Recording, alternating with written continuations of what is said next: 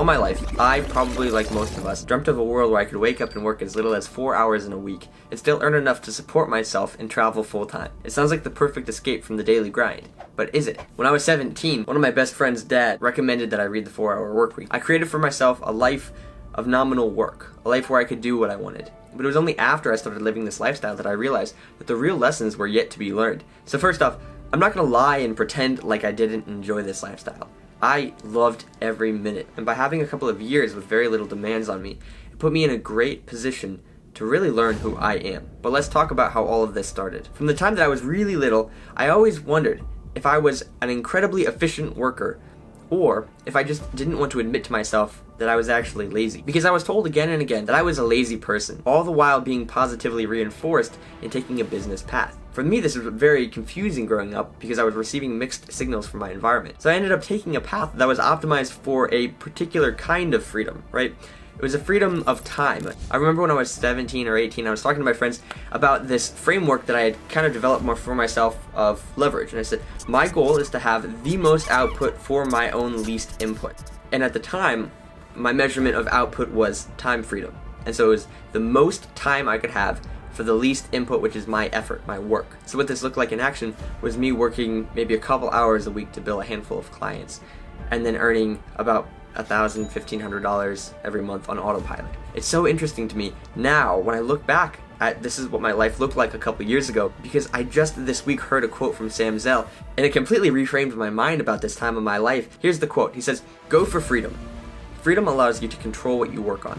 If you control what you work on, then you can work on what you love. If you love it, you will do it for a long time. And if you do it for a long time, you will get really good at it. Money will come as a result." So without even realizing it, I had accidentally stumbled upon a framework or a path that was proven to help you find your life's work. And that's exactly what happened to me. When I used that time freedom to take a 13-week backpacking trip across Europe, I fell in love with the process of documenting your life on YouTube. Hi, I'm Peter. And I'm Brian. What are we doing with our lives? We bought a one-way flight to Europe. And while that channel doesn't exist anymore, now I get to live out that passion here on this channel. That trip is also where, again and again, I was faced with frustrations of commercial travel. I'm on my way to Barcelona, and they kicked me off the plane because, quote, my muscles were too big. And that frustration solidified my vision to help the industry commoditize private air travel. Without that trip, I never could have started McDonald Air. And without the 4-Hour Workweek, I could have never gone on that trip. And what came next really shaped my mind. Back in June, I was contracted for a job that started on Monday and needed to be completed by that Thursday at 9 a.m. So after 3 days of back-to-back 15-hour shifts, it was Wednesday at midnight, and I realized that myself and the company both did not have an accurate view on how large this project actually was. So I couldn't go home because the project had to be completed by 9 a.m. the next morning. And so I stayed, and I pushed through. And so at 8:30 a.m., I had completed my first 24-hour shift in my life, and the job was finished. When I look back at this project, I finally realized something that should have been obvious to me all along. I don't tend to be lazy. It was an ingenuine assessment of my character to have been called that growing up, because I realized laziness is not the absence of productivity, but rather the avoidance of work. It's crazy to me that it took me 21 years to overcome this self-belief, but I now know something about myself. I know that I will work until the work is completed. Whether it's a 4-hour work week or a 24-hour grind, I will not stop until the work is finished. That framework that I used to talk to my friends about when I was 17, I've now adjusted with my recent breakthrough in mind. I used to say my goal was to find the most output from the least input. But now, my framework on work is to find the most output from the most input. There's only one word that was changed there, but that word has a huge impact on my philosophy on work moving forward. My goal is to find the largest fulcrum of leverage that I can lift with my entire effort, with my life's work. And so I'm building my brokerage around the sole purpose of saving business travelers time in the private charter booking process.